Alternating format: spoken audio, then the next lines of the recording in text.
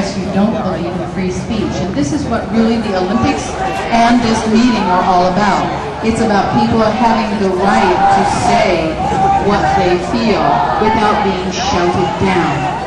So I believe the Olympics are about unalienable rights. And the people who are visiting here from China probably know a lot about unalienable rights because they've learned a lot from being here. We have the right to gather in this park. We have a right to have the say, whichever side we happen to be on. We have that right. It's an unalienable right. And this summer, when the Olympics happen, we will find out a great deal more.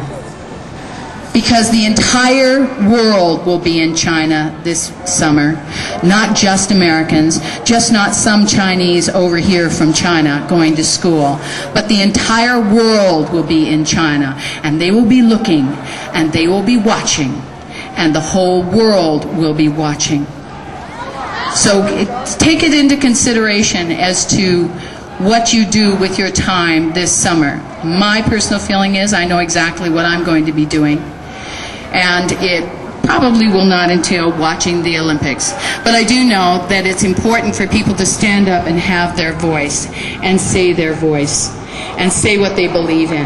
And that's what unalienable rights are all about, and that's what the Olympics are supposed to be all about. A very good friend of mine, Xia Yang, came up with a very good phrase when I talked to her about standing up and fighting for your rights and having a voice out there. She came up with the term brave up, and that's how I see it. Everyone here in the United States needs to brave up and stand up for what you believe in.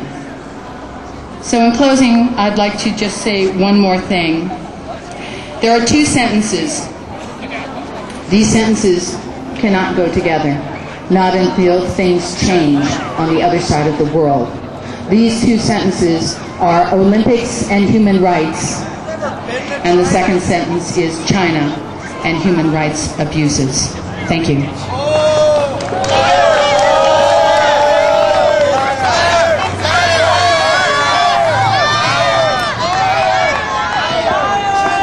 Thank you very much for all your participation.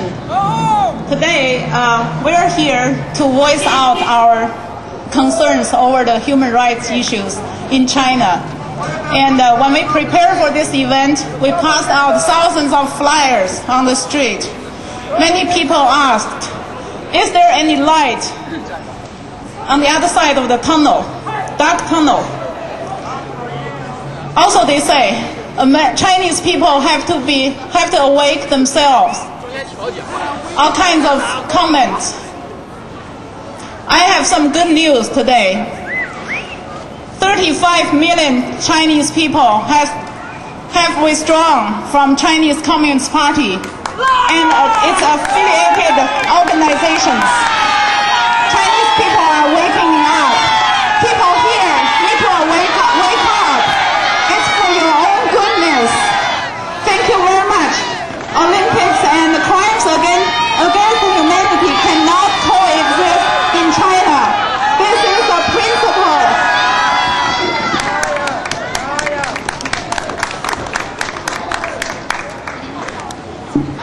中国朋友们哈，我想最后跟你们说两句话。我觉得你们有这个机会来到美国，你们一定要张开你们的眼睛去看一看。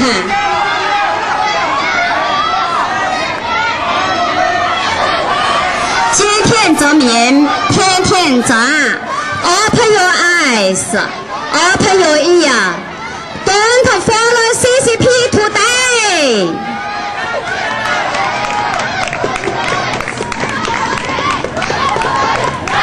Next, we will march to the Waterfront Park and come back through Pioneer Courthouse.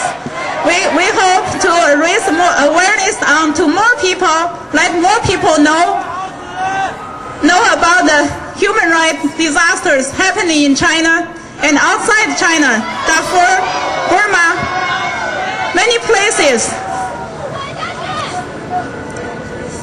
Earth is connected. All the nations are connected. We should take action for our own goodness.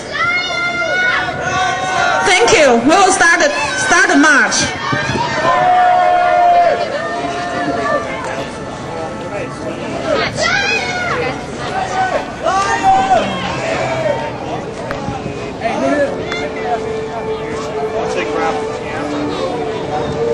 喂，那边的中文听好了啊！你们是中国人，我们也是中国人，我不管那么多，但是你们注意这个形象，不要像一个女的像姑父一样，男的说话那么那什么，知道吗？你们回国以后知道现在中国是什么样子，不用在这说好像你们很爱国一样，你们爱国就回国呀，来美国干嘛呀？对不对？回国呀，为什么是回国呀？不就是因为美国给的钱多吗？不就是这样吗？你们回国呀，对不对？你们是骗子，还是我们是骗子？以后谁都知道，知道吗？知道吗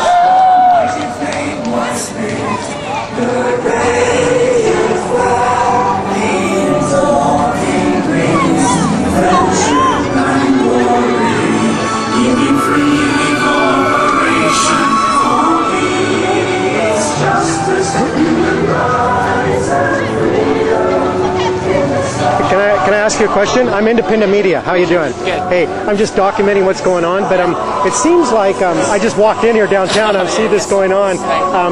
You don't think they should bring politics to the Olympics? Yes. That's what I'm gathering, right? And it usually has never been a lot of politics not in the Olympics. We should let that go, right? Because of China. China is a special country, right? Oh. It's because of China. We're two groups, and we support China, and we support the Olympics being held in China, and they does not support that. Yeah. I think what I'm gathering, just as a guy that doesn't know much history about any of this, that they want human rights for the Tibetan people, I guess. You know, that and kind Taiwanese of, and other people. And it's been a struggle for them for. Everybody wants right, but don't mix up with Olympics, right? Yeah, that's a good point. The only. I'm saying people need to differentiate between Chinese government and Chinese people. Chinese government and Chinese people differentiate, right? It has been a hope or an honor for generations to apply for the Olympics. And start from when I'm young, when I'm like 10 years old, people talk about to host the Olympics in China. It's like finally, it's our time. It's for 20 years. Chinese time, but don't mix everything to ruin the Olympics. I know. You know, it's a terrible feeling for me to watch the conflict. I'm concerned with human rights. Really, that motivates me a lot about human rights and wanting a better world. We want better world too. Yeah, and you do too, probably, right? I mean, who wouldn't want better world and to respect human rights? But the problem is the UC is that they're bringing it to the Olympics when the Olympics should be a political free event of sports and unity more of everything. The problem that I just see, like I already said, I'm no expert, is not much room to get messages out. China has some issues with this thing that's going on. There is an issue. It would seem to me that by not bringing it up means just, hey, don't talk about it. Don't talk about it. No. We don't mean that. We know everybody can talk what they want. That's their right. We want to talk, we want to voice out our voice, but don't just mix up with the Olympics. That's different issue. We're not here to say Chinese government have no problem. No, we're not trying to see every country has we may have a different view with some aspects, but we know every government in the world has some problems. We cannot say because America go to war with Iraq and we doesn't allow Americans to hold the Olympics, right? Yeah. And we also they view that because this government doesn't have enough human rights for some minor people, we should throw this government out. We have different views. There's many other Chinese people because they care most about their living standard. If you improve their living standard, if you improve their what? Their living standard. Like have a house, have a car. Oh yeah. The basic living standard. If their economics grow at 8% or 9% per year, they support the government. Maybe the government has some other issues, but they allow the government to have time or have their own methods to grow better and better. Instead of throw the government away, just blame everything on the government. There have to be better ways. Yeah. That's my view. Okay, yeah, I appreciate you speaking to me and trying to get an understanding myself. I told a friend of mine about how I filmed some Tibetan people walking down the street in protest and about the Olympics, and he says, well, the Olympics are supposed to be no politics. And I go, yeah, but then I said, yeah, but what about these guys' message? How do they get their message? And right now, we allow them to get their message out, and we also get our message out to show how many people support Olympics. See, they have plenty of time to get their message out, not only today, many days ago, and many years after, they can voice their voice out, but don't mix up with the Olympics. Yeah, don't say that said no Olympics. That's Chinese people's Olympics. Yeah, it's a hard stance. We've been waiting for this moment for such a long time, for many generations. Don't ruin it. Yeah. And I think I kind of got your position, and I'll try to present it fairly as much as I can, but I do try to really promote just human rights. That's so important to me, and sometimes it's so important that everywhere that I'm willing to sacrifice. Maybe I'm willing to even sacrifice my own. Maybe I end up in jail because I film or something, but I have to do it for human rights. So maybe a little sacrifice on the Olympics for human rights. That's kind of my. Don't mix up Olympics with politics. That's different. Don't mix up. I hear you saying. I'm so strong on wanting human rights and peace on earth. I understand. After living in America for many years, I know some American people really feel strong about human rights. But human rights is for all the people, and China has many peoples, and there's a lot of history and conflicts between different groups have different benefits. And take Taipei take Xizang as an example, which is Tibet. And there's a lot of local people live there, and start from a new country. We have new people from mainland moving in, and because they have their different group of people, because they start to have conflicts, and there's a long history. But to see from a general point of view, compared with 50 years ago, the living standard of Taipei people have improved much, and I believe that. But those people don't believe that. They believe the people still living very poor and they got killed for no reason. But that's exactly what happened before the new country, because they are still a closed society with a lot of slaves. When Dalai Lama lives there, the monk is the highest rank on the society. They eat using a bowl which is made by human bones. It's a very old society, has been involved for a long time. When the new country established, we built the new railroad just finished last year, and people invest a lot to have the people there to living better and better. And that's what I believe, and I believe the government is making people living better. And if you go today and have a poll, maybe I don't know, 20-30% don't like government, maybe 60 or 70 people like the government.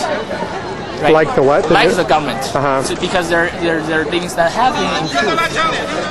What I'm saying is the people living with different culture, with different backgrounds, they all have different views. They should have the. And it's probably very complicated and very involved. The thing is, my view is, if you want to really learn something, you better go there, use your own eyes to watch, to observe, rather than hear some people that never ever been to Tibet. How can they know what's happening there? Right? That's true. I've never been there and I don't know much. That's one thing I do have a suggestion for Chinese government, because this time when we have a riot in Tibet, we don't allow any Western reporter to go in there, and that's a very bad idea, because now you people don't know what to believe. Yeah, we can get some more opinions. And from the government, you don't see anything. We don't trust our own government. Right. But sometimes if you want to trust the media, and the media is biased too, because they have nothing to learn, so they only talk to a small group of people and believe this is the whole picture. It's not. So if next time this thing happens, I would like the government to let other people to report just like you. Yeah. Don't put you in jail. Yeah, Let yeah, you yeah. go to Tibet and make some videotapes and come back to tell us what really happened. Right, I hear you. Yeah. Okay, well, nice talking to you, and peace on earth. That's what we want. So, yeah. Thank you. It was nice talking to you. Have a nice afternoon. Thank you. Where's Cherry.